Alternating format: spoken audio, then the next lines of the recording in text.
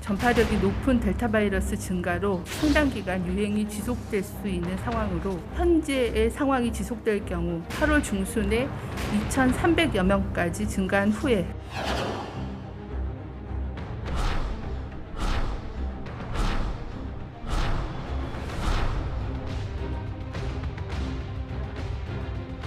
돌파 감염도 늘어날 수 있고 또 델타 변이가 곧 전체 유행을 주도할 것입니다.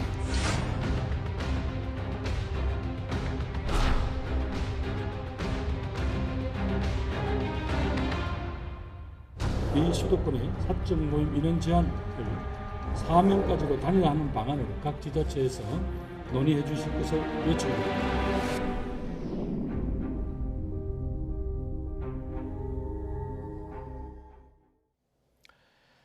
마스크 벗는 날이 빨라질까 기대했는데 상황은 다시 4차 대유행으로 표현되는 현실입니다. 유행은 전국화 양상까지 짙어지고 있습니다. 나이트 포커스 오늘은 신상엽 감염내과 전문의 모시고 코로나19 상황 점검하는 시간 갖도록 하겠습니다. 어서 오십시오. 네, 안녕하세요. 자, 이제 숫자를 계속 많이 말씀을 드렸으니까요. 1,500명이 넘고 계속 1,000명이 넘는 수가 계속되고 있고요. 그런데 지금 감염 경로를 알 수 없는 사례가 32.2%예요. 그러니까 10건을 모아놓고 보면은 한 3건 이상은 도대체 어디서 걸린지 모르는 상황입니다. 심각한 거 아닌가요? 지금 뭐 이렇게 다른 형태로 보면 지금 집단 감염으로 나타나는 게 20%가 되지가 않습니다. 예. 그러니까 대부분은 아예 감염 경로를 잘 모르거나 아니면 선행 확진자를 통해서 이제 감염이 되고 있는데요. 네. 지금 이제 4차 유행의 어찌 보면 이제 가장 큰 특징 중에 하나라고 볼 수 있습니다. 그래서 예. 지금 결국 그 20, 30대 중심의 사회 활동이 활발한 그리고 증상은 굉장히 적거나 없는 이런 사람들을 중심으로 이제 지역 사회에 이제 유행이 이제 그 촘촘하게 이렇게 어찌 보면 그 점처럼 이렇게 이제 확산되다 보니까 네. 방역 당국에서 이걸 갖다가 인지를 하기가 어렵습니다. 그러니까 뭔가 방역 당국에서 인지할 수 있는 그런 요소들이 있어요. 집단 발생이나 이런 게 있으면 선제적으로 대응할 수 있는 요소가 있는데, 그러니까 이제 방역 당국에서 할 수 있는 그런 한계가 있을 수밖에 없기 때문에 예. 결국에 지금의 유행을 통제하기 위해서는 백신 접종과 사회적 거리두기에 좀 의존을 해야 될 수밖에 없는 그런 네. 좀 어려운 상황이라고 볼 수 있겠습니다. 방역 당국에서 취할 수 있는 조치가 여러 가지가 있겠지만 그중에서 한 가지가 경로를 파악해서 본인이 모르는 사람들, 내가 접촉한지 모르는 사람들을 찾아서 검사를 함으로써 방제하는 이 역할이 있는데 지금 그 기능이 약해질 수밖에 없는 상황이기 때문에 좀 심각해 보입니다. 자, 이런 상황에서 지금 델타 변이 곧 국내 유행을 주도할 것이다. 대규모 집단 발생이 우려된다. 이렇게 지금 밝히고 있습니다. 이 내용 직접 듣고 오시죠. 현재 발생 규모가 너무나 커진 상황이기에 간헐적으로 큰 규모로 집단 발생이 있을 수 있습니다. 돌파 감염도 늘어날 수 있고 또 델타 변이가 곧 전체 유행을 주도할 것입니다. 심지어 델타보다도 더 강력한 변이가 언제든 등장하고 발견될 수 있습니다. 또한 시간차를 두고 위중증과 사망자도 늘어날 수 있습니다. 상대적으로 위중증이 적다고 알려진 젊은 층에서조차 사망자도 발생할 수 있습니다. 박사님, 저 이 얘기를 들으면서 이게 조금 과장해서 하신 건가, 좀 겁을 주려고 하시는 건가. 왜냐하면 백신을 좀 취약계층이 맞았기 때문에 젊은 층들은 조금 면역력이 강하기 때문에 괜찮다고 생각을 했었는데 지금 하시는 말씀 들어보면 사망자 늘어날 수 있다, 큰일 날 수 있다라고 계속 얘기를 해요. 이게 정말 근거 있는 얘기인가요? 네, 그렇습니다. 결국은 이제 델타 변이 바이러스가 문제가 되는 거는 기존의 변이 이전의 바이러스보다 전파력이 2배 이상 강력합니다. 예. 그러니까 굉장히 쉽게 전파가 될 수 있는데 이제 아까 말씀드렸지만 지금 이 유행을 주도하는 게 20, 30대의 젊은 층들, 특히나 무증상자들이 주도를 하고 있거든요. 네. 감염력이 굉장히 센데, 전파력이 센데 이들을 인지하기가 어렵습니다. 예. 방역 당국에서. 그러면은 결국은 이 유행이 초기에 통제가 되지 않기 때문에 확진자가 늘어날 수밖에 없는데 지금 백신 접종은 이제 사실 이제 늘리는데 좀 시간이 좀 필요한 상황이고 네. 사회적 거리두기를 지금 강화는 했지만 이걸 또 마냥 강력하게만 할 수는 없고 네. 그렇기 때문에 이런 부분들을 잘 조화를 해나가면서 이제 통제를 해야 되는 그런 어려움이 있고요. 그럼 이런 과정에서 이제 확진자 수가 통제가 되지 않고 지금 영국 같은 경우 접종 완료자가 60%가 넘는데 네네. 접종하고 나서 1,000명대까지 떨어졌던 일일 확진자가 3만 명 이상으로 갑자기 급증했던 이유 중 하나가 이제 델타 변이 바이러스거든요. 예. 그럼 1,000명이 3만 명이 되는 그런 상황이 오면 안 되겠지만 만약에 그렇게 된다 그러면 당연히 그 아무리 젊은 층이라도 그 안에서 중환자 비율이 생기고 그 안에서 사망자 수가 나올 수밖에 없기 때문에 취약한 사람이 있을 수 있으니까. 그렇죠. 예. 그러니까 이렇게 보면 되겠군요. 한 100명 중에 한두 명이 취약한 사람이 있습니다. 어느 정도 통제가 되면 이 한두 사람까지 걸리지 않을 수가 있어요. 그런데 모두 다 100명이 다 걸린 상황이 된다면 이 한두 사람은 위험할 수 있겠군요. 이렇게 그렇죠. 해석하면 될까요? 예, 그렇죠. 참 위험할 수 있다는 얘기인데요. 지금 숫자가 12일부터 거리두기를 시작을 했습니다. 지금 이제 며칠 한 4, 5일이 지났어요. 근데 수치가 전혀 떨어지지 않고 있습니다. 그렇다면 방역 당국에서 처음에 예상한 대로 2,000명이 넘는 상황까지도 갈 수 있을까요? 지금 그 사회적 거리두기가 얼만큼 잘 작동하느냐가 이제 사실 변수일 수밖에 없습니다. 백신 접종은 지금 7월 중에는 급격하게 늘릴 수는 없는 상황이기 때문에 네. 지금 사회적 거리두기 이제 수도권 4단계를 하고 이제 일부 지역 이제 비수도권의 단계를 올려가면서 그걸 가지고 이제 통제를 해야 되는데 결국 아직 지금 계속 이제 방역 당국에 나오는 얘기가 재생산 지수가 1.2대에서 왔다가 2를 넘어가고 있거든요. 그러니까 확진자 한 명이 1.2명 이상을 감염시키는 이런 확산세이기 때문에 사회적 거리두기를 통해서 이걸 갖다 억제하지 않는다 그러면 2,000명대의 그런 그 상황들이 금방 올 수도 있다라고 이제 볼 수도 있습니다. 어렵지 않게 이 숫자가 갈 수 있는 상황인데요. 지금 걱정인 것은 수도권이 4단계를 했고 지자체별로 조금 다른 상황입니다. 그래서 실제 봤더니요. 수도권 지역 발생의 25% 그 이동량을 좀 살펴봤더니 이동량이 수도권은 11% 줄었습니다. 그러니까 4단계 효과가 좀 있는 것으로 보이는데 근데 비수도권 이동량이 9% 증가했어요. 이게 그러니까 흔히 말하는 한쪽을 누르니까 한쪽으로 문제가 생기는 풍선 효과가 지금 현실화됐다 이렇게 볼 수 있을까요? 이게 이제 그걸 조금 더 이제 살펴보면요. 네. 그 한 6월 말부터 수도권, 비수도권 막론하고 조금씩 그 이동량이 줄고 있었습니다. 이제 네. 이동량이 중요한 이유가 사회적 거리두기의 수준을 간접적으로 나타내는데 근데 또 굉장히 정확한 지표 중에 하나입니다. 예. 그래서 이동량이 늘면 1, 2주 뒤쯤에 확진자가 늘고요. 이동량이 줄면 1, 2주 뒤쯤에 이제 확진자가 줄어드는데 그래서 수도권, 비수도권 막론하지 않고 6월 말부터 줄었다가 갑자기 지난주에 수도권은 계속 주는데 비수도권은 늘어났습니다. 그러니까 이게 결국은 갑자기 줄다 늘어났다는 얘기는 풍선 효과로 비수도권으로 이동량이 같다라는 의미거든요. 그래서 네네. 결국은 비수도권에서 나타나는 이런 풍선 효과들이 결국 그 지역에서의 이제 유행을 주도하게 되면 네네. 지금 수도권에서 암만 열심히 막고 있어도 다른 뚝이 이제 터지게 되는 예. 위험한 상황이 올 수도 있게 되는 거죠. 이게 불 같습니다. 그러니까 화재 같아요. 한쪽을 잡아도 한쪽으로 금방 확산이 될 수 있기 때문에 불을 확실히 잡아야 되거든요. 그렇기 때문에 지금 모든 역량을 강화하고 있는데요. 이런 이유로 김부겸 국무총리는 거리두기 2단계가 내려져 있는 비수도권에 대해서도 5인 이상을 모이는 것을 금지해달라. 이걸 다 통일해달라. 지자체에게 통일해달라고 당부했습니다. 이 내용도 준비했습니다. 함께 들어보시죠. 현재 수도권이 거리두기 4단계인 상황에서 비수도권인 경우 사적 모임의 허용 인원이 4명, 6명, 8명 등 지역마다 달라서 국민들께 혼선을 줄 수 있습니다.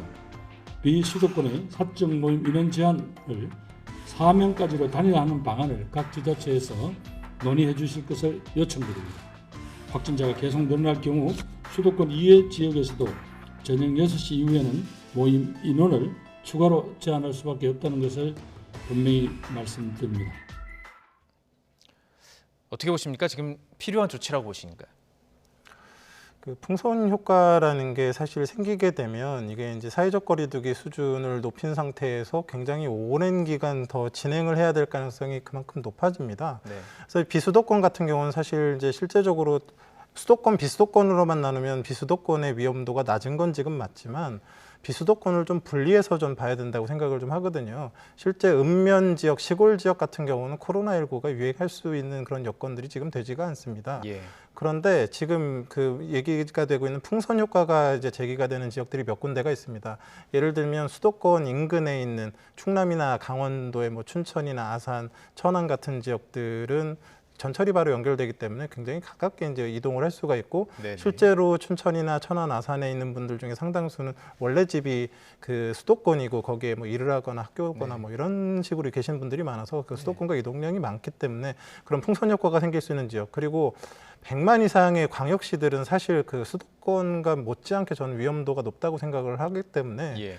뭐 부산이든 대구든 그럼 예를 들면 부산이나 뭐 김해나 양산 뭐 이런 쪽에 이런 수도권을 이제 서울, 인천 이렇게 이제 경기로 묶듯이 그런 광역시권에 있는 지역들 그리고 이제 지금 그 여름 휴가가 되면서 여름 휴가를 많이 가게 되는 뭐 제주나 강원, 영동 같은 지역들, 그러니까 특별히 위험한 지역들 같은 경우는 일괄적으로 비수도권을 다 올리게 되면 그런 경제적으로 이런저런 문제가 있을 수는 있지만 네. 그런 좀 문제가 될 수 있는 부분들을 좀 중점적으로 그 수도권의 사회적 거리두기랑 좀 발맞춰 가게 된다 그러면 예. 좀 더 그 효율적으로 통제를 할 수 있는 그런 방식이 되지 않을까 생각을 해봅니다. 예. 이번 주말이 지금 12일부터 월요일부터 사회적 거리두기 4단계 수도권을 했기 때문에 어떻게 보면은 첫 주말입니다. 그러다 보니까 가족들끼리 모이는 것 이런 걸 좀 헷갈려 하시는 분이 많이 계세요.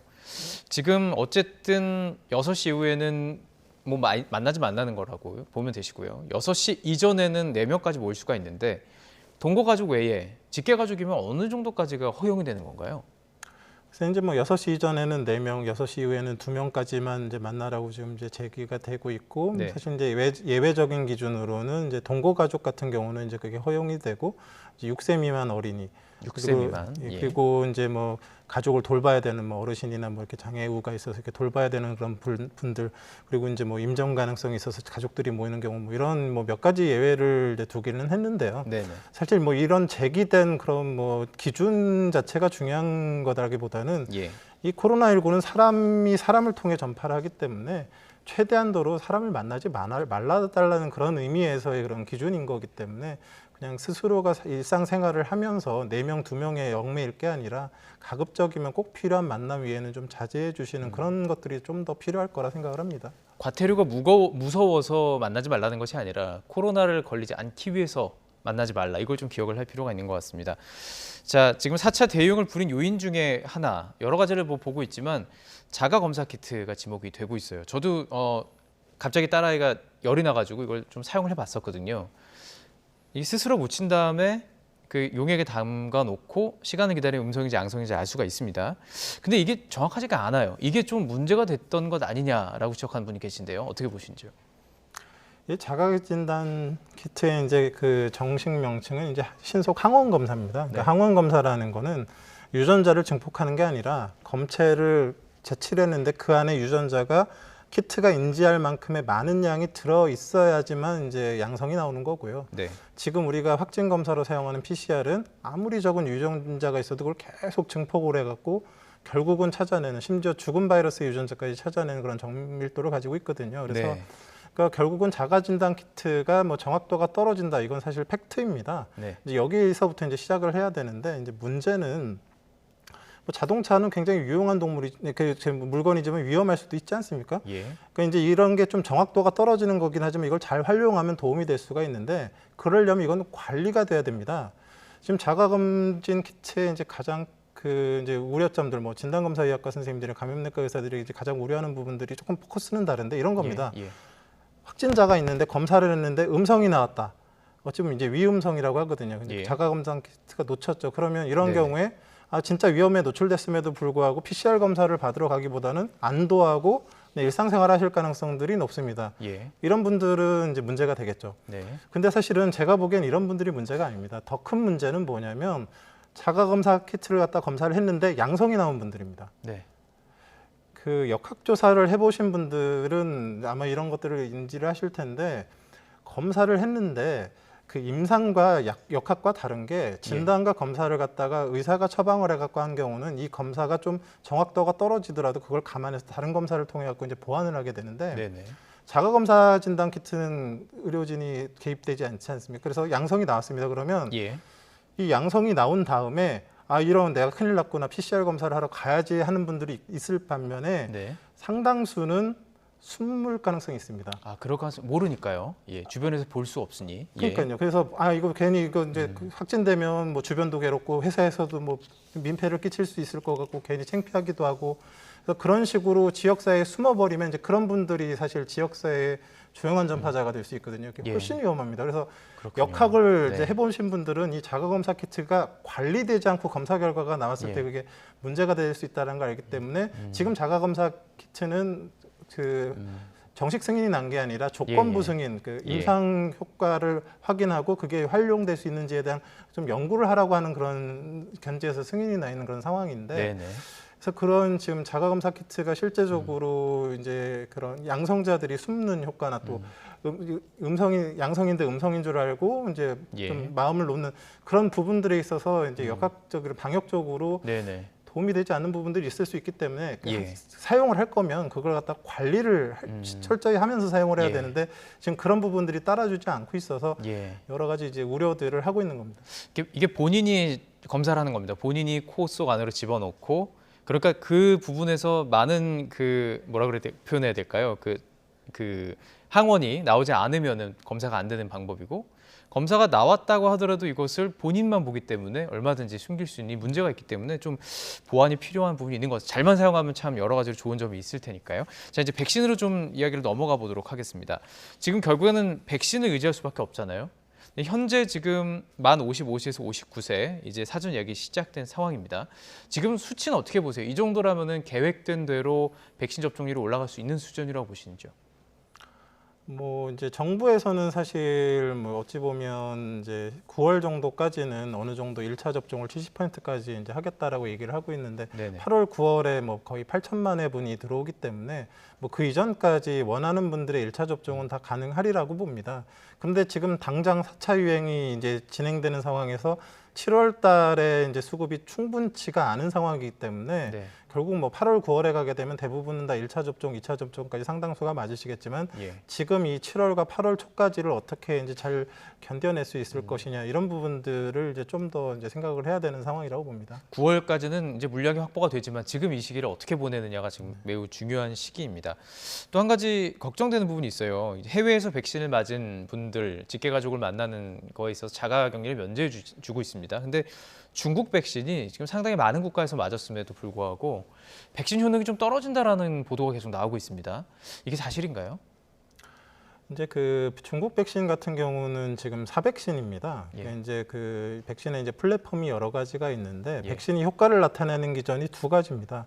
우리가 흔히 항체라고 얘기를 하는 거는 이제 체액성 면역이라고 그래서 그 바이러스가 우리 몸에 침투하는 걸 막는 항체를 만들어서 이제 방어를 하는 거고요. 네. 또 하나가 세포성 면역이라고 해가지고 우리 몸의 면역 체계가 바이러스를 갖다가 접종을 통해 인지를 해서 다시 들어왔을 때는 그 바이러스를 직접적으로 제거해 버릴 수 있는 그런 능력을 가지고 있는 면역이 또 하나가 더 있습니다. 근데 네. 전달차 백신, 아스트라제네카, 얀센 아니면 뭐 화이자, 모더나 같은 mRNA 백신은 체액성 면역과 세포성 면역이 둘 다 뛰어납니다. 네. 근데 그 사백신 같은 경우는 그 체액성 면역, 항체 형성도 좀 못 미치는 부분이 있지만 세포성 면역이 상당히 낮습니다. 아, 예. 그렇기 때문에 이 세포성 면역의 도움을 받지 못하는 상황에서 항체만 가지고 의존을 해야 되는데 거기에 역가도 떨어지고 거기에 변이 바이러스까지 생겼다라고 했을 때는 네. 과거에 뭐 결과가 어떻게 나는지 모르지만 지금의 변이 바이러스에 대한 효과는 더 떨어질 가능성이 높은데 네. 아직 그런 중국 백신에 대한 최근 변이에 대한 데이터가 나오지를 않고 있습니다. 네.